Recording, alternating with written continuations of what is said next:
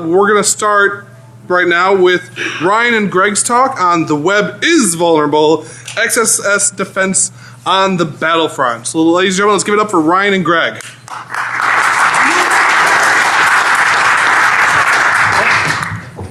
Hello, my name is Greg, and well, I am a bad guy. I really like hacking, and you know, I do it professionally. So that's okay. I do it for a Microsoft corporation.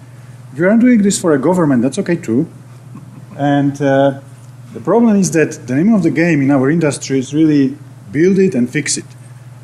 For an example, you have a Linus Torvalds, and whenever he says a four-letter word, everyone talks about it on Slashdot. So I thought I no longer want to be a bad guy. I really would like to do something better. And but my manager said, Greg, you are a bad guy. You are a hacker.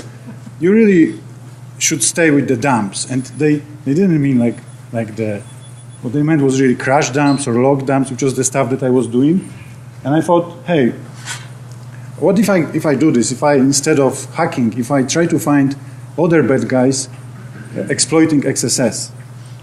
So XSS is an issue that's still on the top 3 of OWASP top 10 list after 15 years. And it's known to be very prevalent, but it is not well known to be exploited very wide. And we know that majority of applications are vulnerable.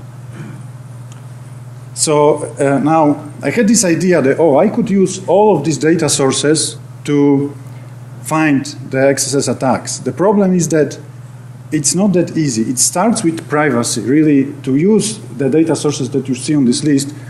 In most cases, you have to start with proper notice and obtaining proper user consent. That's a lot of work, and I wish I could say, hey, right now, all the data with URLs that are untrusted, that goes through, for example, Microsoft online properties, is scanned for XSS attacks. That's not true. It will take a lot of time, a lot of effort to make this a reality.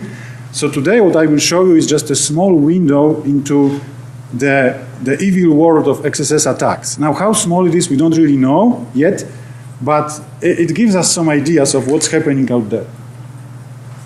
So even though that is small window, it was still a big data that I had to go through. It was hundreds of terabytes of raw data that translated into tens of terabytes of URLs.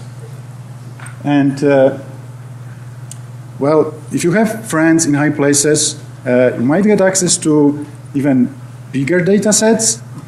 And if you manage to do this, perhaps you give us insight into how this problem looks like on a global scale. Because we made the method that we used available publicly. There is this project on GitHub that I created recently, Detect XSS Lib. And it's not exactly the tool that I used, but it's pretty much the same methodology. It's a general purpose library written in C. You can read more about it on GitHub. There is a command line tool that comes with it. If you have a list of URLs, you just run them through the command line tool. It will do some first detection, then some sort of deduplication, some simple post-processing, and then it will output you the attacks that were detected. And also, we put some test set that was created on the base of the attack that we detected. It is sanitized, so we are not disclosing any websites that we found to be vulnerable. So what did I find? Like the first thing that I found were proof of concepts, which was about 90% of all the detections. And proof of concept is basically usually just a pop-up window that shows up in a web application. Like the previous one, this one in different language, one with like very primitive hacking attempt. And what's really behind those proof of concepts, there are two things. There is malicious intent or benign intent. Now malicious intent, these are just byproducts of somebody probing, for an example, your website. But in most cases, we think that it's just a benign intent. Because basically security researchers, there are a lot of security researchers who like to find cross-site scripting issues, and then they like to talk about it, or they like to be rewarded for finding XSS issues and disclosing them responsibly, or sometimes they just get a public credit, like you see down there. I am here, for an example. Now, those who don't like public credit, those attackers, and don't like rewards maybe, or maybe they are too rich, they go a step further. They want to, they create defacement, so they inject content that by itself is not really malicious, it just changes the content on the website, and about 5% of our detections were these kinds of attacks. Now, many of those people, they prefer to remain anonymous, so we cannot know who they are really, because they're anonymous. What it looks like is there is a URL with all the contents usually squeezed in the URL, and in most cases this URL is delivered through a URL shortening service. So all you see in Twitter or Facebook is just the shortened URL that doesn't show anything, and then you click on it, and then you, for an example, see like this kind of defaced website, which clearly shows that the attacker has some sense of humor, or you see the attackers they just like to take over somebody's web pages.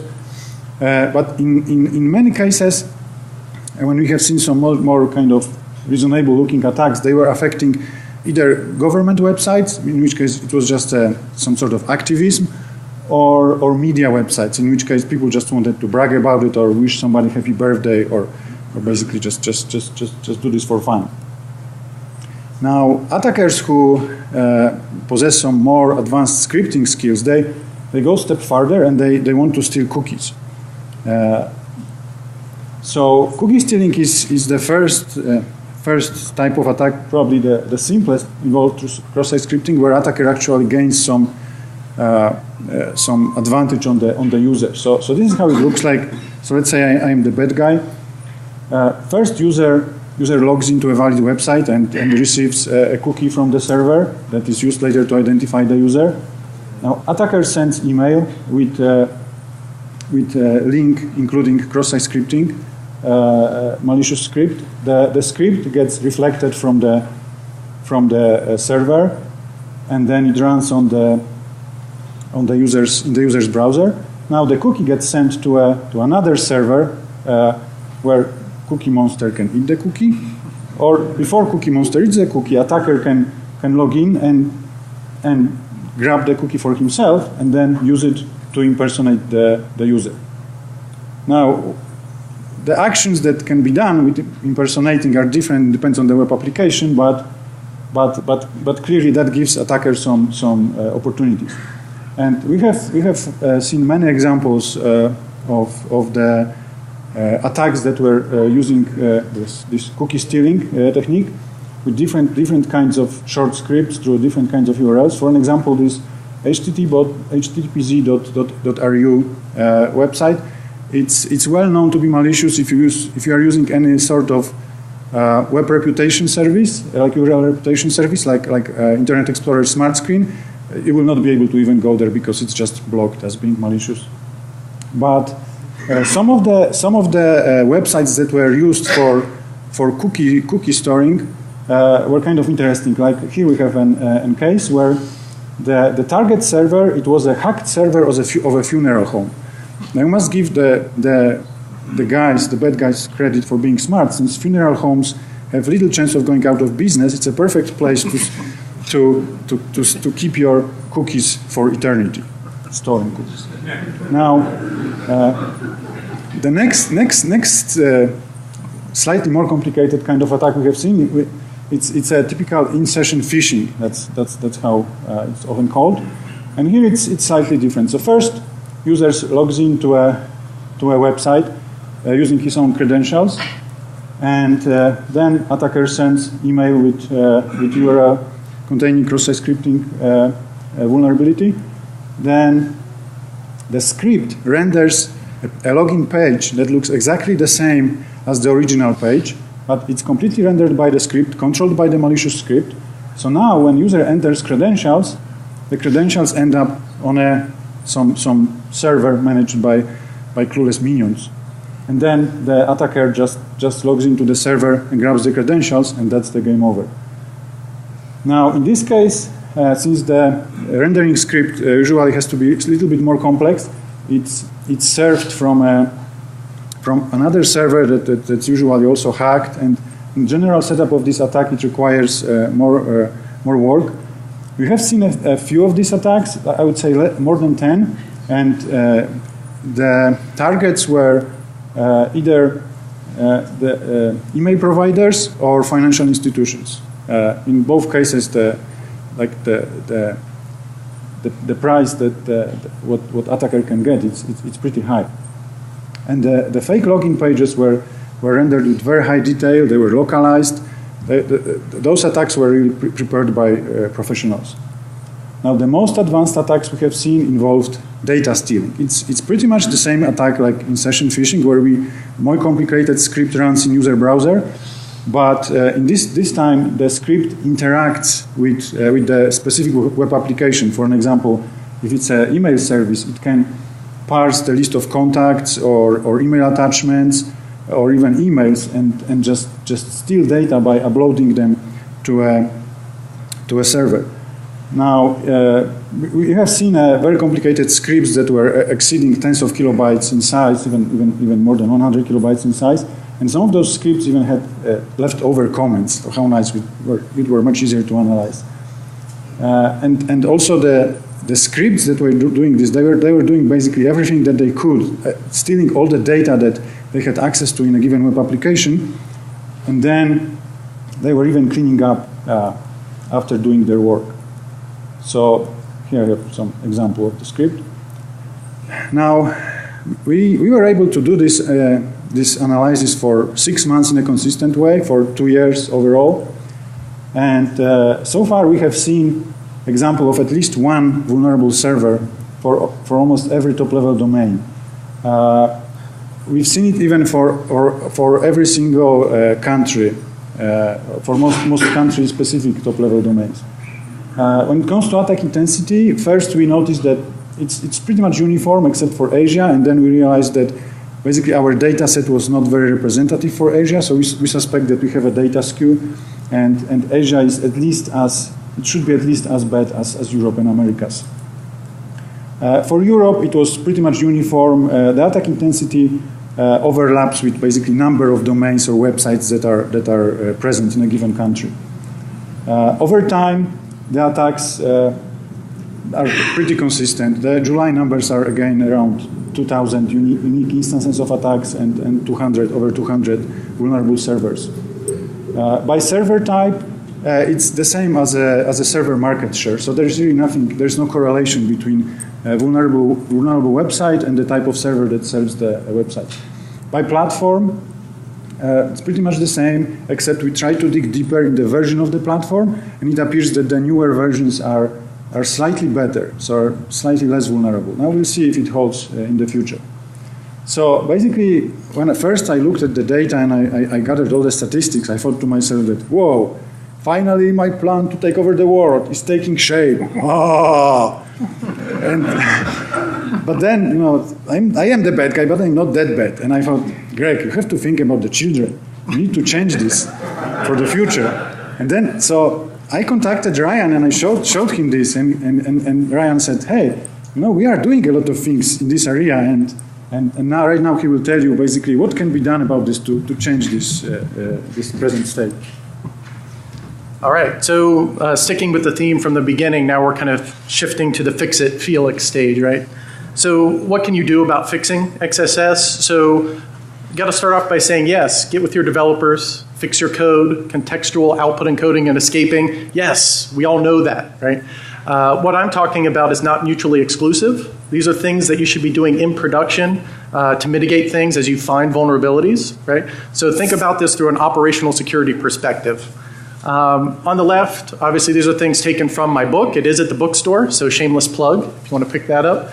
Also Arsenal tomorrow. There's a presentation at 12:20 and then demos in the afternoon. So I'm going to go really fast right now to throw a lot of stuff at you. If you're interested or have more questions, please come to Arsenal tomorrow.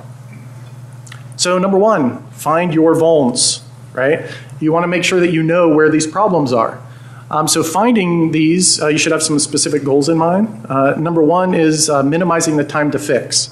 So once you know you have a problem, let's say you're monitoring logs and you see people testing proof of concept code, you should say, oh crap, we got to do something about this, right? So now you're on the clock. How quickly can you put something in place to mitigate that?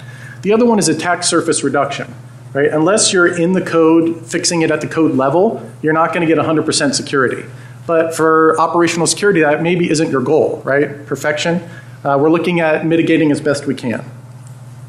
So a couple things to look at here is using automated tools, number one, because we're not using source code analysis tools, because again, we're in production.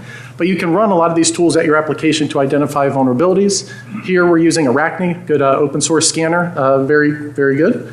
The URL we're looking at is on the modsecurity.org site. We have an XSS test page that I'll show you in a second. But on the left-hand side is where you can export all this data. So if we know we have a vulnerability, you can say, okay, let's go grab this XML data. You get the format, and it's in a nice parsable format, so you can run a tool against it. This is included in the OWASP mod security core rule set. We have a whole utility directory where you can auto-convert XML data from Arachne and a couple other scanners. And it creates mod security rules for you. So kind of a virtual patching aspect. These rules will actually kind of correlate the injection point and then check with the OWASP mod security core rule set to see if it saw any cross-site scripting payloads. The other thing to look at is leveraging the browser, right? In cross-site scripting, you have both the server side and the client side that are both kind of participating in this problem, right? The application's not tracking the user-supplied data and knowing how to handle it, but really it doesn't become executable and cause problems until it makes it into the browser. So if you shift your focus back to the browser and see what browser vendors are doing, we can leverage that. So taking this to the next step, those of you who are familiar with Content Security Policy, CSP. Show of hands, is anybody attempting to do this right now? Okay, not a lot of hands. That's because looking at CSP and implementing it, retrofitting your site to do that, it's like eating an elephant. So as opposed to looking at your entire site and it's a bit overwhelming, break it down into biteable, bite-sized pieces, one vuln at a time. So a good thing is to do scanning, find where you're vulnerable, go to those apps, and then targeted implement CSP. So it's what we're showing here from a mod security perspective. If you've never seen the rules, this doesn't mean too much, but you can define only on this particular URL. We know we have a problem, so let's go ahead and send down a CS policy to the browser when anybody's accessing this page.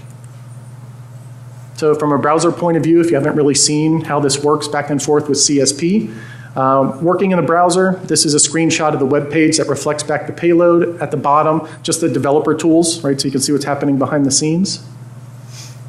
So when the attacker sent that payload, coming back in the response, this is what mod security told the headers to add.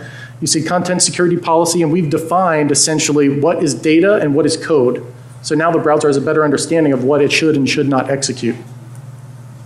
So when it gets that, the browser would now say, oh, wait a minute, I'm not supposed to execute that code. It triggers events locally. You could see them in the console log, but it would not execute that code. What's also nice about CSP is you have the report URI. So things that happen browser side, now they can report back and tell the server, hey, there was a client-side problem. So now you're, from a cross-site scripting perspective, you're going from, I see an inbound payload that kind of looks like cross-site scripting to, oh crap, this executed in the browser. Right? That's a whole different threat level of different clients you might need to look into. Another possibility here, this is kind of a newer integration that we have, is the idea of conditionally pushing down JavaScript sandboxes. This is good for those browsers that aren't yet CSP compliant, or if it's real tough for you to extract out inline JavaScript to make it compliant. So this is using a tool called Mental.js, there's a reference down there at the bottom. Mod security rules again, throwing this at you. If you've never seen it, doesn't mean much, but we're using an operator called regex substitution, where on the fly we can modify the HTML going to the client and do whatever we want with it. So in this case, same exact page we saw before. It goes up and comes back. So here's a big difference between CSP and a JavaScript sandbox. The sandbox isn't preventing JavaScript execution. It's just running it within a sandbox. So even though it said show me document.cookie, in the sandbox it's undefined.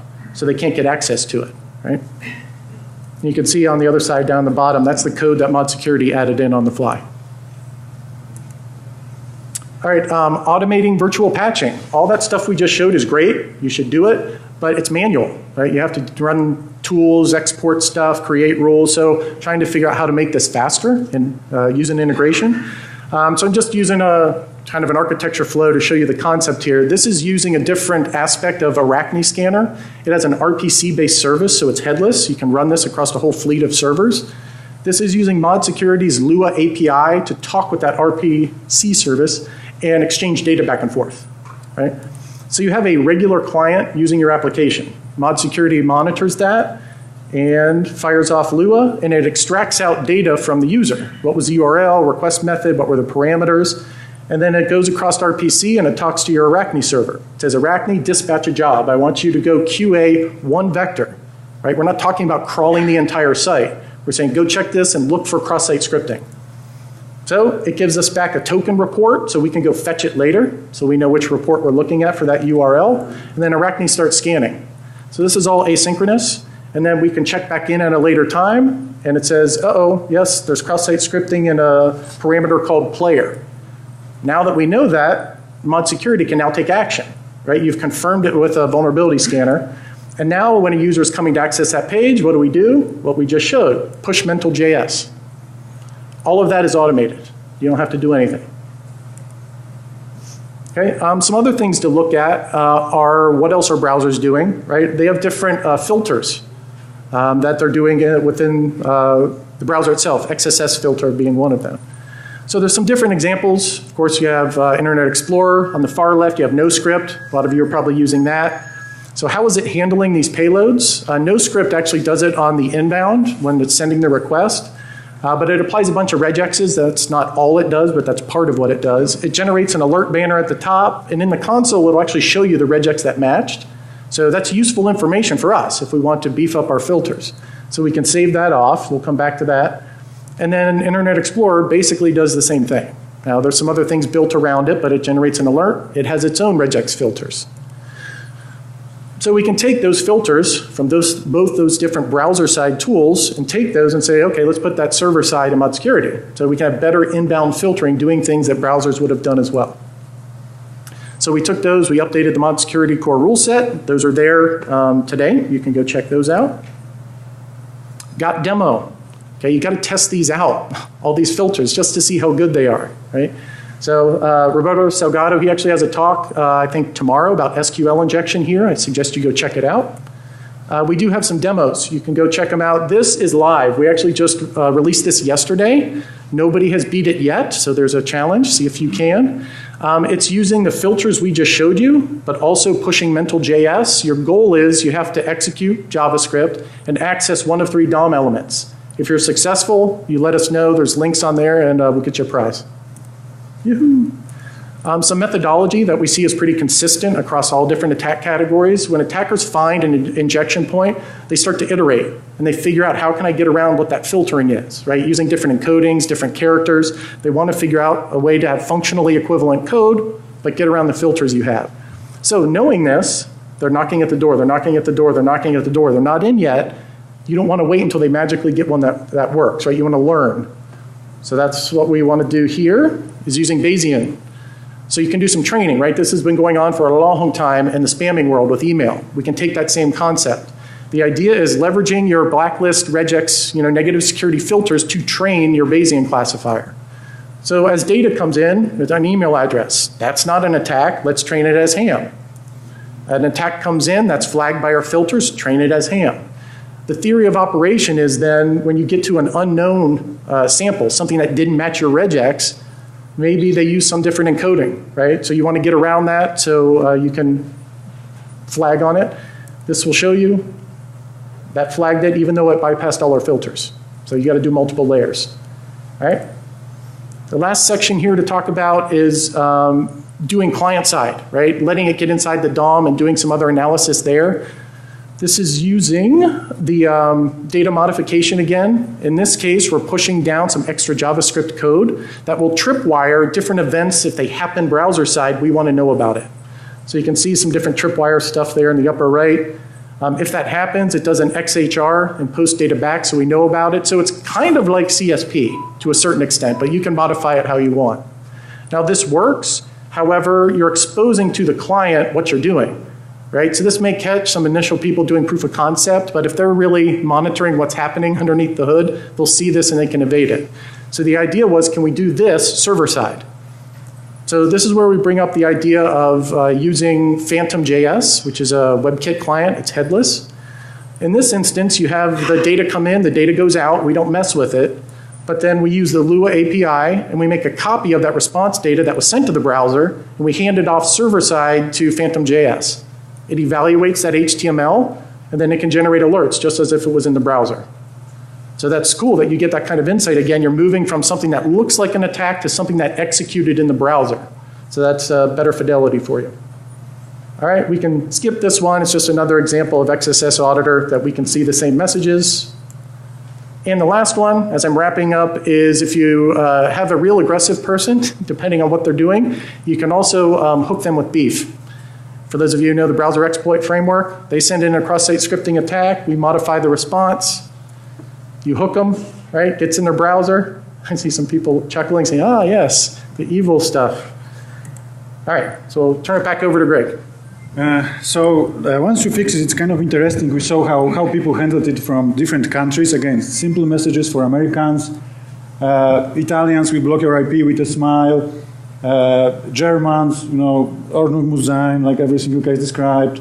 Romanians, very professional hackers did it. French, they don't like English. Netherlands, very colorful. So situation is pretty bad. This is how it looks like when you take Alexa top-end domains and you overlap with our detections, which you should remember is just a small window. And we have this very, very rough estimate how prevalent XSS attacks are. And what should we do about this? It's like there's a lot of things to do. We should be just doing our work, doesn't matter whether you're a bad guy or good guy, just one server at a time. Maybe we will change this.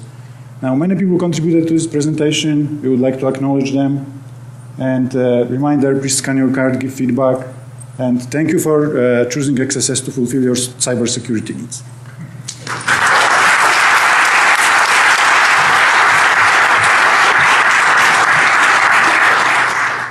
Yes. So XSS is an issue that's still on the top 3 of OWASP top 10 list after 15 years. And it's known to be very prevalent, but it is not well known to be exploited very wide. And we know that majority of applications are vulnerable.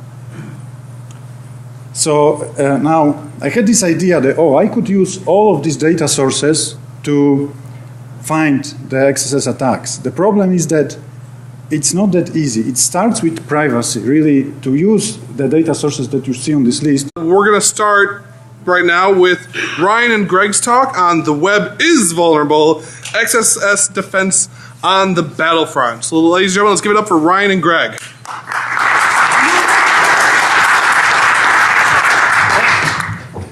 Hello, my name is Greg, and well, I am a bad guy. I really like hacking, and you know, I do it professionally, so that's okay. I do it for a Microsoft corporation. If you are doing this for a government, that's okay too. And the problem is that the name of the game in our industry is really build it and fix it. For an example, you have a Linus Torvalds, and whenever he says a 4-letter word, everyone talks about it on Slashdot. So I thought I no longer want to be a bad guy. I really would like to do something better. And but my manager said, Greg, you are a bad guy. You are a hacker.